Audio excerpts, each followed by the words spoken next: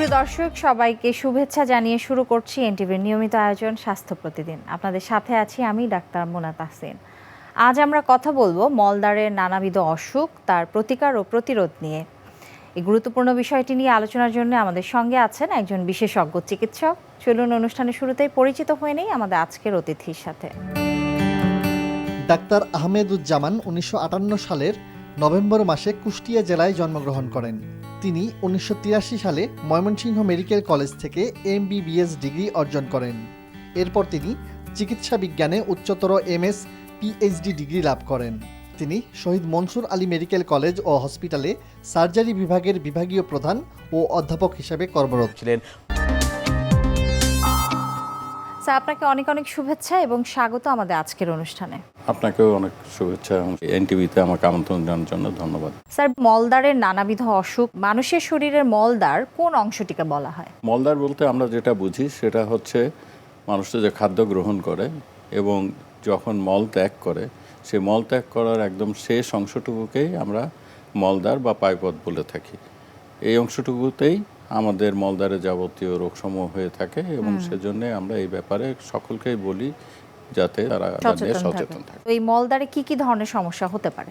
মলদ্বারে খুব সাধারণ সমস্যা, যেমন মলদ্বারে কোনো ধরনের চিড়ে যেতে পারে, মলদ্বারে পাইলস তৈরি হতে পারে, মলদ্বারের পাশে ফিস্টুলা তৈরি হতে পারে এবং এর বাইরেও আমরা যে রোগগুলোকে ভয় পেয়ে থাকি যেমন ক্যান্সার বা আরও কিছু কিছু রোগ আছে যেগুলো মলদ্বারে প্রায়শই হয়ে থাকে এবং তার জন্যই মানুষের মলদ্বারের রোগের চিকিৎসার জন্য ডাক্তারের শরণাপন্ন হন। ফিশার, ফিস্টুলা বা বিভিন্ন ধরনের হেমোরয়েডস আমরা বলে থাকি, এই সমস্যাগুলো কি কি উপসর্গ নিয়ে আপনাদের কাছে আসে? মলদ্বার নিয়ে মানুষের একটা ধারণা যে মলদ্বারের যে কোনো রোগই পাইলস।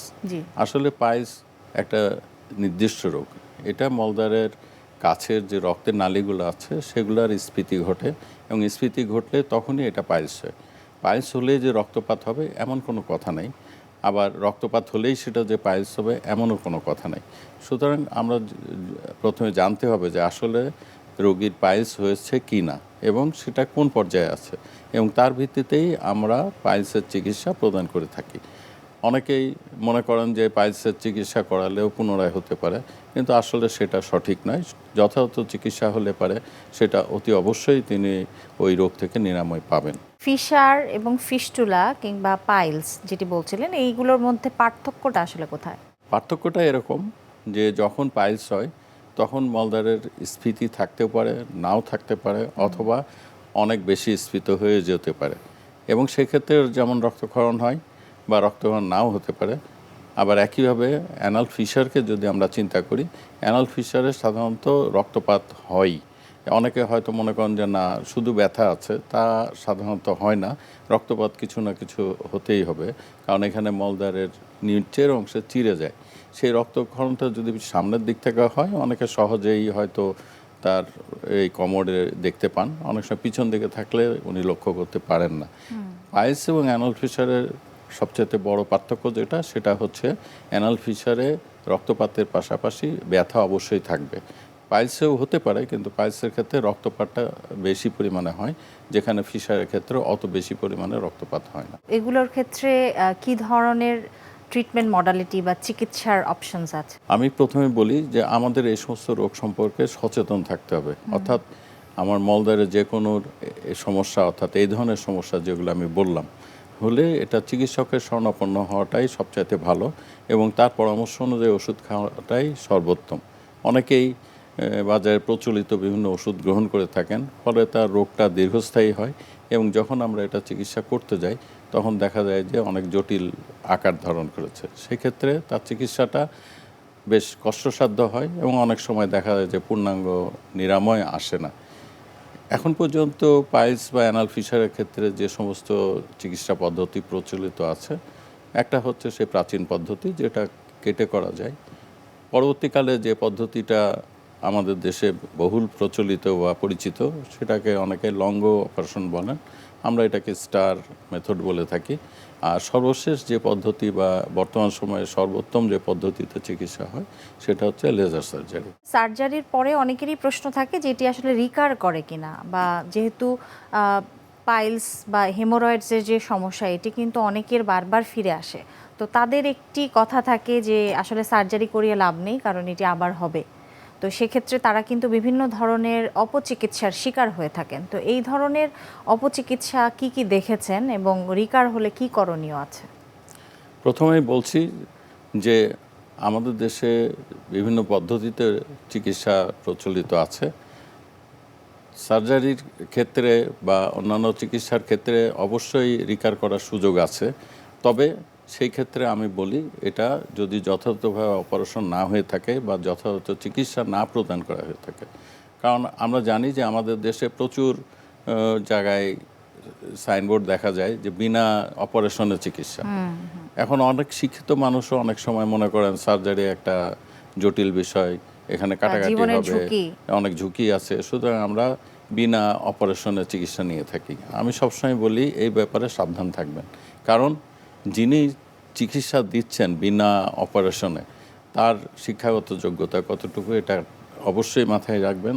এবং আরেকটা জিনিস যেটা হয় সেটা আমি স্বীকার করি যে পুনরায় পাইলস হওয়ার সম্ভাবনা আছে, কিন্তু যথাযথভাবে অপারেশন করলে পারে এবং যদি সঠিক চিকিৎসকের কাছে যান, প্রশিক্ষিত চিকিৎসক এই যদি বিষয়ের হন, বিশেষজ্ঞ চিকিৎসকের শরণাপন্ন হন, তাহলে পারে আমি মনে করি একেবারেই কোনো সম্ভাবনা নাই যে পুনরায় সেখানে পাইলস হবে। প্রতিরোধ তো অবশ্যই শ্রেয়। অবশ্যই তো কি কি প্রতিরোধের পদ্ধতি রয়েছে এবং কি করণীয় আছে এক্ষেত্রে? আমরা সবসময় বলে থাকি যে আমরা যে খাদ্যটা গ্রহণ করি সেই খাদ্যটা যথাযথভাবে হজম বা পরিপাক হওয়ার পরে যখন আমরা মলত্যাগ করি তখন যেন সেটাও সুষ্ঠুভাবে হয় এবং সুন্দরভাবে হয়, এবং মলদ্বারের আশেপাশে বা মলদ্বারের যেন কোনো ধরনের সমস্যা সে তৈরি করতে না পারে। সেজন্য আমাদের প্রথমে দেখতে হবে যে আমরা কী ধরনের খাদ্য গ্রহণ করছি। যে ধরনের খাদ্য গ্রহণ করলে আমাদের মলত্যাগটা সহজ হয়, আমাদের সেই খাদ্যটাই গ্রহণ করাটা শ্রেয়। অনেক সময় আমরা হয়তো কোনো কারণে একটু বেশি খাবার খেয়ে ফেলি। বেশি খাবার বলতে চাচ্ছি যে রিচ ডায়েট যেটা আমরা বলি, যে গুরুপাক খাবার খাই, সেটার ক্ষেত্রেই সাধারণত মলদ্বারে জটিলতা তৈরি হয়। অনেকে দেখা গেল যে হঠাৎ করে এই টয়লেটটা খুব শক্ত হয়ে গেছে। কারণ টয়লেট শক্ত হয়ে গেলে তিনি আবার সেটাকে হয়তো খুব প্রেশার দিয়ে চাপ দিয়ে এই মলটা ত্যাগ করতে চাচ্ছেন, তখন অ্যানাল ফিশার হওয়াটা খুবই স্বাভাবিক। এমনকি যদি আগে থেকেই পাইলস ছোট সাইজের থাকে, সেটা হয়তো এই প্রেশার ক্রিয়েট করার ফলে এটার সাইজটা বড় হবে, বা উনি তখনই অনুভব করবেন তার মলদা থেকে কিছু একটা বের হয়ে আসছে। এই ধরনের কারণেই এই সমস্ত সমস্যার থেকে দূরে থাকতে হলে আমাদের খাদ্যাভ্যাসটা অতি অবশ্যই ঠিক রাখতে হবে। এর পাশে আরও যে বিষয়গুলো আছে সেগুলো হচ্ছে যে মানুষের হাঁটা চলা বা মানুষের শারীরিক যে শরীরচর্চা করা, এগুলো করলে পারে এবং সবসময়ের জন্য নিজের মলদ্বারটাকে পরিষ্কার পরিচ্ছন্ন রাখতে পারলে পারে মলদ্বারের অনেক রোগ থেকেই আমরা দূরে থাকতে পারি। আচ্ছা, অনেক সময় আমরা বাড়িতে কিছু হোম ট্রিটমেন্ট দিয়ে থাকি, যেমন হিপ বাথ বা গরম পানিতে বসে থাকা। এর উপকারিতা রয়েছে কিনা এক্ষেত্রে বা এই ধরনের অসুখের ক্ষেত্রে? একটা সোজা বিষয় হচ্ছে কি যে মলদ্বার কেন, পুরো শরীরেই যদি আমরা একটু কুসুম গরম পানির সেক নেই, আমাদের কাছে একটু আরামদায়ক হয়। যাদের বাসায় বাথটাব আছে তারা তো প্রতিনিয়তই এই কাজটা করে থাকেন, তাদের মলদ্বারেও কিছু সেক লেগে থাকে। আচ্ছা, সেই হিসাবে তারা অবশ্যই কিছু আরাম বোধ করেন, কিন্তু এটা করতেই হবে এমন কোনো কারণ নেই। এমনকি আমরা এই বিভিন্ন ধরনের রোগ হলেও, যেমন পাইলস বা অ্যানাল ফিশার বা ফিস্টুলা হলেও আমরা বলি না যে তাকে হিপ বাথ নিতেই হবে, কারণ হিপ বাথ নেওয়াটা অত সহজ না যতটা আমরা মনে করি। কারণ একজন যদি খুব বাল্কি হন, ওবেজ হন, ওনার পক্ষে এই হিব্বাত নেওয়াটা তো সম্ভব না। যদি বাসায় বাথটাব থাকে সেটা ভিন্ন কথা, কিন্তু আসলে এটার ডাইরেক্ট কোনো এফেক্ট নাই, জাস্ট ওই জায়গাটায় একটু আরাম বোধ করেন। এটা যদি উনি একটা হিট প্যাড ইউজ করেন, সেটার উপরে বসে থাকেন একটা সোফায় হিট প্যাড দিয়ে, তার উপরে উনি বসেন, একই আরাম পাবেন। এটা স্পেশালি কোনো নাই, আলাদা কোনো গুরুত্ব নেই। সুফল নাই এটার ভিতরে। মলদ্বারের যে নানাবিধ সমস্যা আছে এবং বেশ কিছু ট্রিটমেন্ট মডালিটিস এবং সার্জিক্যাল অপশনস আপনি বলেছেন, তো কোনটির ক্ষেত্রে সাফল্য কতটুকু এবং কোনটির সুবিধা কতটুকু সেটি একটু যদি জানাতেন। প্রথমত মলদ্বারের যে সমস্ত রোগগুলো আমাদের দেশে বেশি হয়ে থাকে সেগুলোর সকলেই জানেন যে পাইলস, অ্যানাল ফিশার, ফিস্টুলা, এবং আমাদের দেশেও বর্তমান সময়ে অনেক ক্যান্সার রোগী দেখা যায় যাদের মলদ্বারে ক্যান্সার হয়েছে। প্রথমত রোগটাকে নির্ণয় করতে হবে, সেই জন্য অতি অবশ্যই একজন কলোরেক্টাল সার্জনের শরণাপন্ন হতে হবে। উনিই নির্ণয় করে দিতে পারবেন যে আসলে ওনার রোগটা কী। রোগটা নির্ণয় হওয়ার পরেই আমাদের চিকিৎসার যে সমস্ত পদ্ধতিগুলো প্রচলিত আছে বা যে সমস্ত পদ্ধতি আমরা অপারেশন করে থাকি সেগুলো সম্পর্কে ডাক্তার নিশ্চয়ই আলোচনা করবেন এবং উনি সঠিক পদ্ধতিটা সম্পর্কে জানিয়ে দেবেন। আমরা ইতিপূর্বে বলেছি যে প্রচলিত পদ্ধতি মানে হচ্ছে হাতে কেটে এই পাইলস বা অ্যানাল ফিশার বা ফিস্টুলা অপারেশন করা যায় এবং পরবর্তীকালে যেটা এসেছে যেটা লঙ্গ পদ্ধতি এবং সর্বাধুনিক পদ্ধতি যেটা বর্তমানে প্রচলিত সেটা লেজার। যদিও অনেক সীমাবদ্ধতা আছে, সব ক্ষেত্রেই অর্থাৎ পাইলসের সব পর্যায়ে যে লেজার করা যাবে এমন না, তবে লেজার পদ্ধতি সর্বোত্তম।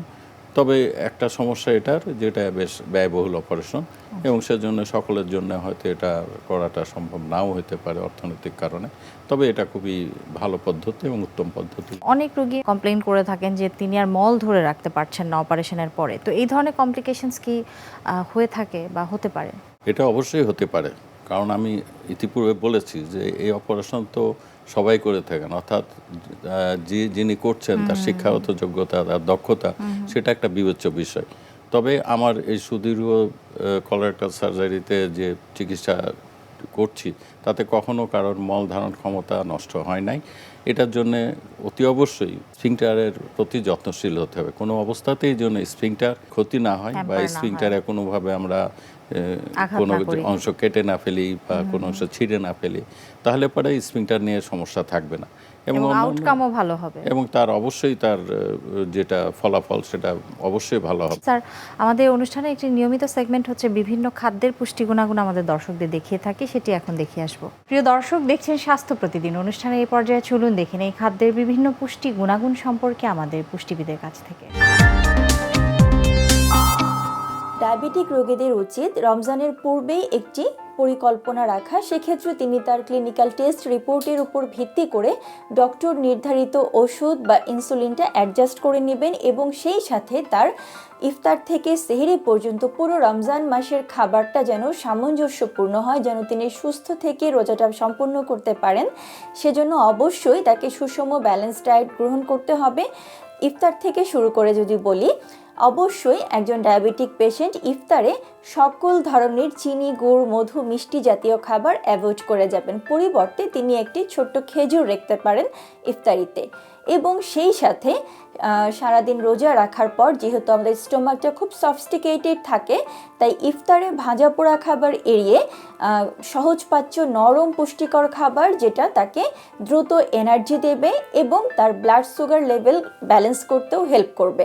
যেমন তিনি দই চিড়া কলা খেতে পারেন, ওটস, দুধ, সাগু, নরম খিচুড়ি, লাল আটার রুটি, সবজি, সাথে ডিম বা চিকেন কারি এই জাতীয় খাবার অথবা সেদ্ধ ছোলার সালাদ, সাথে সামান্য পরিমাণে মুড়ি, এই জাতীয় খাবার দিয়ে তিনি তার ইফতারটা কমপ্লিট করতে পারেন। এবং ইফতার করার সাথে সাথে পানি পান না করে অন্তত 10 থেকে 15 মিনিট পর তিনি যদি পানি পান করেন, সেক্ষেত্রে তার খাবার ডাইজেশনে খুব হেল্প হবে।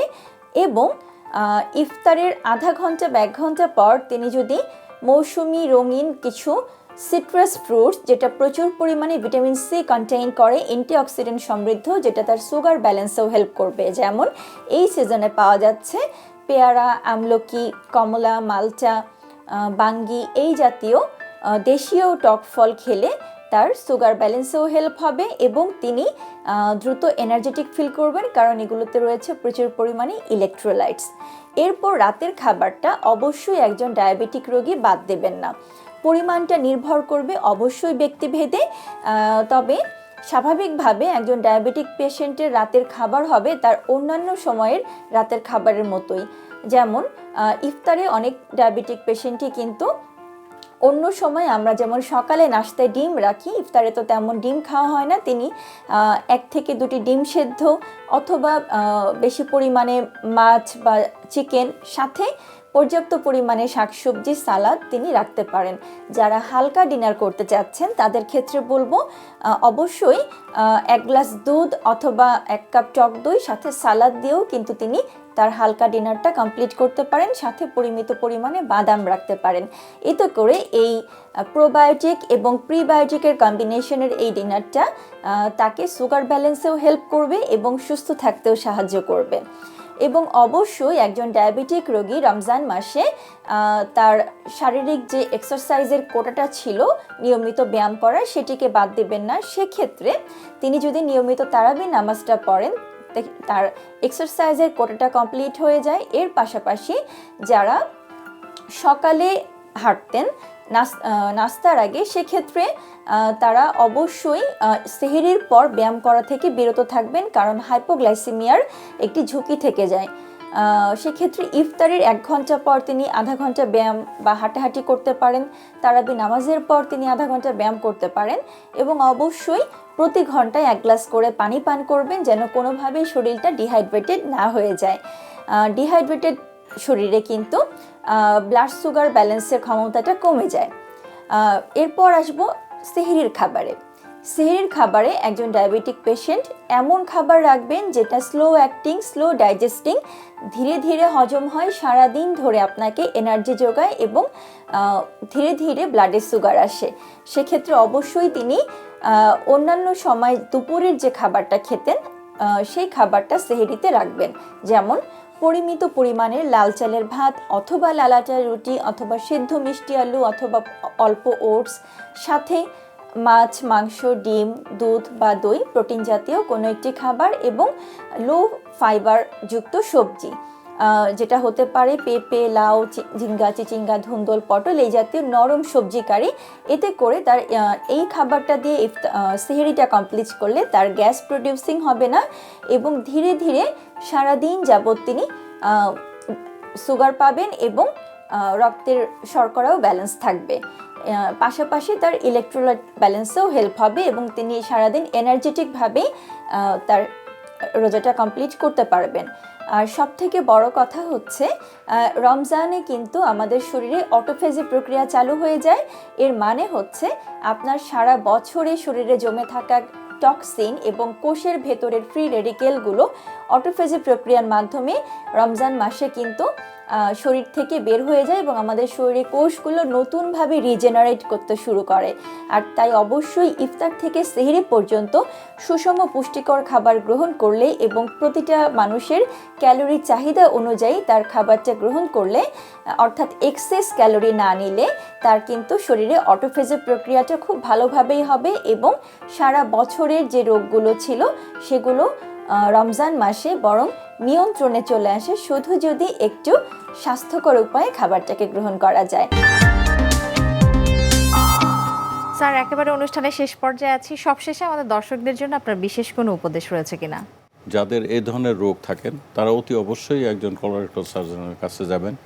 অন্য কোনো বিষয়ের চিকিৎসকের শরণাপন্ন হয়ে কোনো লাভ নাই। এমনকি মহিলাদেরও আমি বলবো তারা শুধুমাত্র গাইনি বা অবসের চিকিৎসকের কাছে নয়, এই ব্যাপারে অতি অবশ্যই একজন কলোরেক্টাল সার্জনের পরামর্শ নেবেন এবং আপনার রোগ নির্ণয় করে যথাযথ চিকিৎসা নিয়ে আপনি সুস্থ থাকবেন, ভালো থাকবেন। স্যার, অসংখ্য ধন্যবাদ আমাদের অনুষ্ঠানে আসবার জন্য। আপনাকেও অনেক শুভেচ্ছা এবং ধন্যবাদ। সুপ্রিয় দর্শক, এতক্ষণ দেখছিলেন স্বাস্থ্য প্রতিদিন। কথা হচ্ছিল মলদ্বারের নানাবিধ অসুখ, সমস্যা, তার প্রতিকার ও প্রতিরোধ নিয়ে। আশা করছি আমাদের আজকের এই আলোচনা আপনাদের অনেক ভালো লেগেছে। চলুন এই পর্যায়ে দেখে নেই কি থাকছে আগামী পর্বের স্বাস্থ্য প্রতিদিন অনুষ্ঠানে।